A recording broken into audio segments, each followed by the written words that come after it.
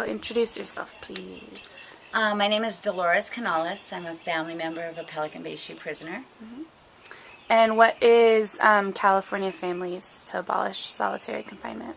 Well, we kind of organized ourselves after the hunger strike, and what we are is we're family members and supporters that have gotten together and we try to set meetings and conference calls to strategize next step efforts in how we can bring an end to solitary confinement in the way that it's being used in California's prisons. And what have you been working on most recently? Most recently, we just attended the Washington hearing. It was the first ever event of its kind where they were reassessing the use of solitary confinement in America's prisons. Senator Durbin called it, and it was very well attended. It was a full room, plus they had overflow up to I think it was 200 people in the overflow room. And one thing that you talk a lot about is the importance of unity and different communities working together to support the hunger strikers, but also to advance this struggle for the 5 core demands. Can you talk a little bit more about that? Yes, well, I believe that the prison system, in a sense, uses the disunity as their strength and their control and their power. And where I believe that the true strength of this hunger strike, this movement that began with the hunger strike on July 1st, was the unity of the races coming together, the different groups that they might have within the prison system. The different groups came together, the different races came together, and they joined in unity to get this message heard, and with us out here, I mean, we are part of CURB, which is Californians United for a Responsible Budget.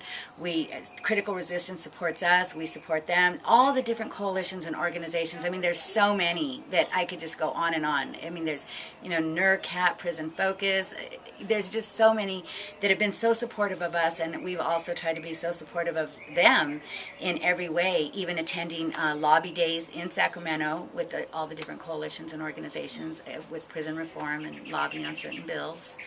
So. And you first got started supporting your son, right? And now have kind of taken on anti-prison work at large. Can you talk a little bit about that? Well, in about June, I guess, a lot of people knew even sooner, but in about June I had received a letter from my son, and he asked us to send this letter that he wrote out to I think over 100 organizations, that there was going to be a hunger strike on July 1st, and I was I didn't know anything. I was on the website, I was reading everything that I could about it. I was thinking of traveling up north and just to try to find something out, and what I ended up doing was I went to a meeting on July 1st at I think it was the Western African Community Center on Western Street, and I went there, and that's where I first met members of CURB, and then also there was some members of the Revolution and some other organizations that were there, and so I went just trying to find out what was going on, and I ended up kind of speaking that day at the podium. I read my son's letter is what I did, because I didn't know what to say, and I opened up, though I will never forget, because I was hearing the different message, and I will never forget that when I did go up to the podium, my first words were, "The shoe does not discriminate. It entombs all races."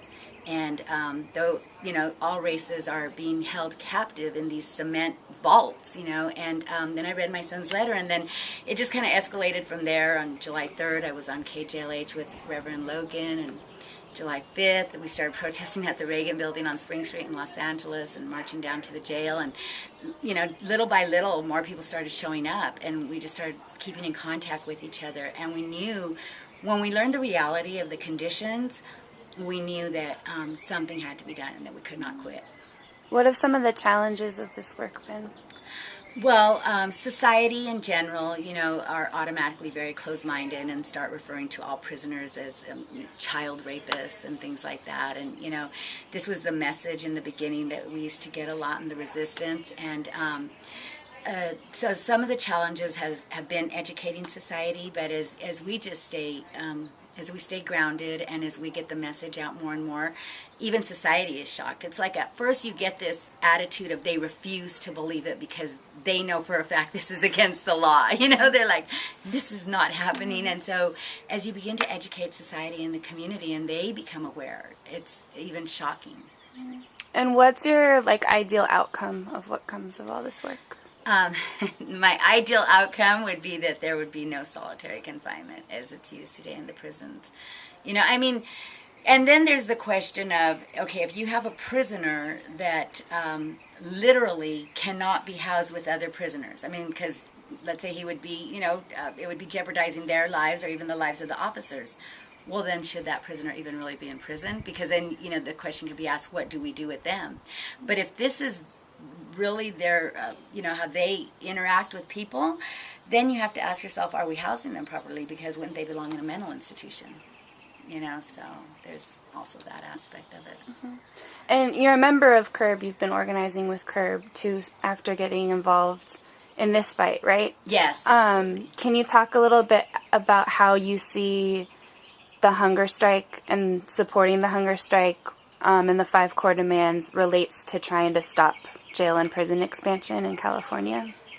Oh, absolutely, because the money is, it's just plays such a big role in all this that people don't realize the financial hidden agenda in all of this. And so as CURB organizes to stop using all this money to build more jails and more prisons and invest into the communities, into the people's lives, and to make a change, that's CURB's goal, even in changing a lot of these laws and the bills that they support and lobbying in Sacramento, making a difference.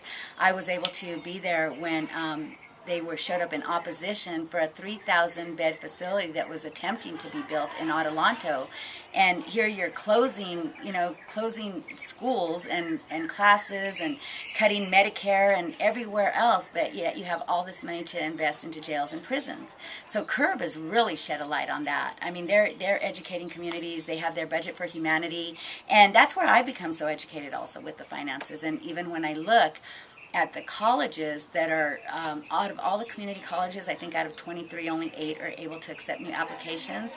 But yet you had like 20 counties able to get like $100 million each county for the building of a new jail or prison in their county.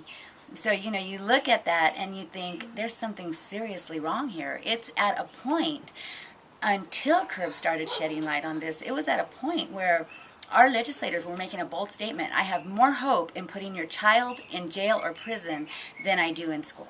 I have more hope of incarcerating this young child right here than I do in educating him. So, and that's just the reality of it. And can you just recap a little bit about what, as a family member of somebody who's in the shoe and as a community organizer, what do our communities actually need? Our communities need, God, they need so much. It's like, where does it start? But our communities actually need rehabilitation centers, community centers, where kids aren't having to hang out in the back alleys, but where they have a center that they could go to, where they can get tutoring. Tutoring's being cut in schools, in high schools. The tutoring classes are being cut because of funding. Community centers where they can have tutoring, where they can go to a quiet place and do their homework. Centers like this that are available, and